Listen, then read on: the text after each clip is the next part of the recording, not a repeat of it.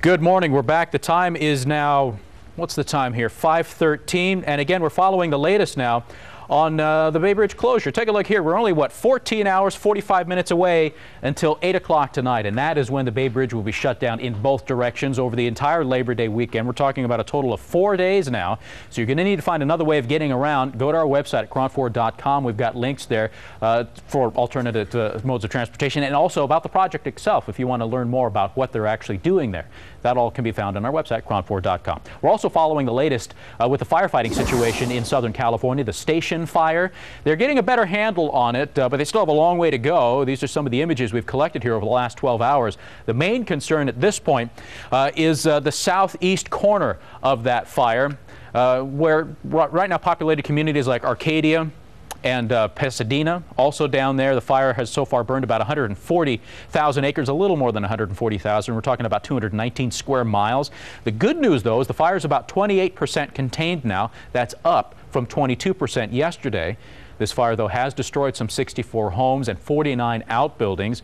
In fact, a lot of those evacuated in this fire have been allowed back to their homes. Not everybody, but some of them have been allowed back, so that's some good news. Investigators are now trying to figure out the cause of this massive fire. They think it was human cause. They're not quite sure. At this point, they don't think it was deliberately set, but they'll obviously have a final report once they're done with the investigation. We're also following photos online as well. A lot of photographers on the ground giving us some real graphic depictions of the devastation that homeowners are dealing with as they come home. Take a quick look at this. We'll bring it full screen. Basically, the burned out remains of what was a home. You can see a stone pillar here, possibly marking the entrance to this home that, of course, is no more. And here you see the inside of a pickup truck that also has been completely destroyed in this fire. And here you see an investigator with some caution tape around what may be the ignition point. We're not sure. We're still looking into it, but obviously they're very interested in this area and they're tagging it with evidence markers. And one last shot for you here too. You see aerial drops being performed by helicopters, aircraft, and we saw that giant 747 as well. We talked about it in our last hour. We'll have it for you again. But a giant 747 carrying 20 times what a normal government air tanker could drop, almost 20,000 gallons of water. Incredible. More, though, on this story as it develops. In the meantime, let's get an update on a local fire that sparked yesterday, believed to be caused by downed power lines. At least that's the thinking now anyway. A brush fire near Highway 87 in San Jose. You can see those flames there on the hill. The fire was reported around 2:20 in the afternoon on Communication Hill. That's near Kirtner Avenue right there by Highway 87. It burned about 30 acres. 2 firefighters were injured in it, as a matter of fact. One firefighter suffered a dislocated knee. The other suffered heat exhaustion. The only structural damage was reported to be around a pump that was surrounded by wood. There was an apartment complex nearby, but the fire didn't get anywhere near. Firefighters had it contained shortly after 4 o'clock yesterday. All right, 5:17 the time. Let's get another look at the forecast for this Thursday and a sneak peek at how things will be weather-wise for the Labor Day holiday. Drew Harmon following that. Good morning, Drew. Good morning, James. We're off to a nice start all around the Bay Area. In fact, clear skies, although it does mean temperatures are going to be a bit warmer than normal for this time of the morning. Things will start to warm up once again heading towards midweek, but we're going to see a mild and pleasant holiday weekend. Right now, it's 5:18 on the KRON 4 morning. Let's get a check on developing traffic with George. So far, no problems, no hot spots for the ride here on Interstate 80. It's no a good one. Reported there either. James. All right, George, thank you very much. Now on to another developing story this morning. A volunteer search is organized this weekend for missing Fremont boy Hassani Campbell. The 5-year-old disappeared more than 3 weeks ago. San Leandro business owner Sherry Miller is organizing that search, and she says she needs more volunteers and some food donations too. Hassani's foster parents, Louis Ross and Jennifer Campbell, are believed to be the prime suspects in this case, at least according to police. But so far, no charges have been filed against the two. The search is scheduled for 9 a.m. Saturday around Lake Elizabeth on Paso Padre Parkway in Fremont. Stay tuned to KRON 4 for the latest in this case. We'll have our continuing coverage here. Any new details we'll bring you here on the KRON 4 News and on our website at KRON4.com. 5:20 the time. We've got to take another break, but we'll be back with more in just a moment. Again, Skyline College closed today. A shooting there yesterday injured 1 person.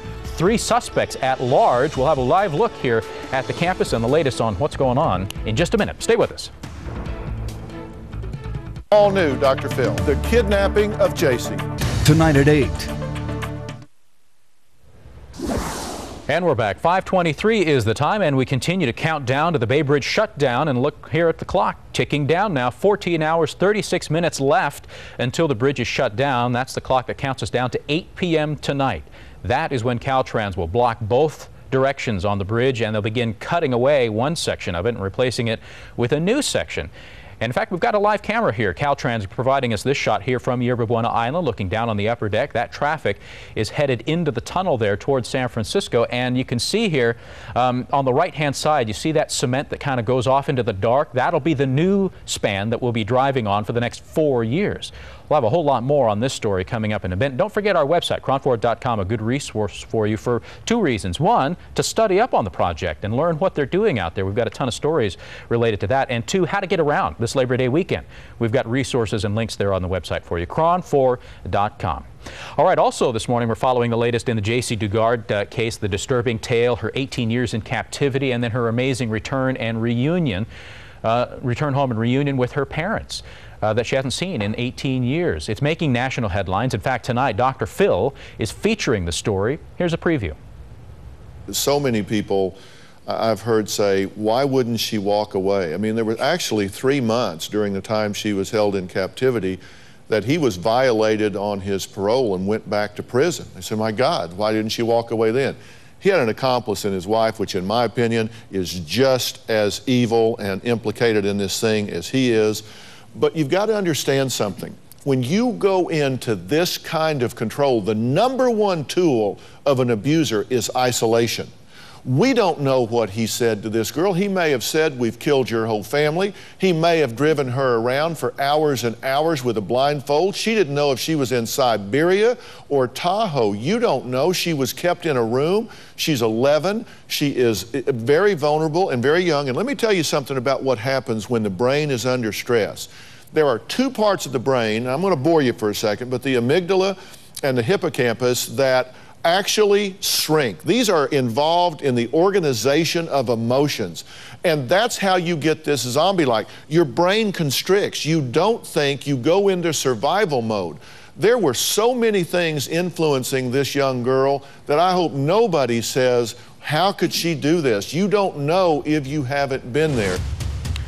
And you can see the Dr. Phil show in its entirety right here on KRON 4 at 8 o'clock. And in case you didn't know, KRON 4 reporter Kate Thompson actually in the audience there with Dr. Phil, and he chats with her a bit about her reporting there at the Garrido home in Antioch. That all available 8 p.m. tonight, right here on KRON 4. All right, 5:26 the time. Let's get over to our live pictures out of Southern California this morning as we head off to break. KTLA's news chopper high above. It just panned away. There it is. Now you can see those flames on the ridge. This is that station fire, the one that's been burning down there. 219 square miles charred at this point. That's about 140,000 acres. More on the story coming up. Stay with us.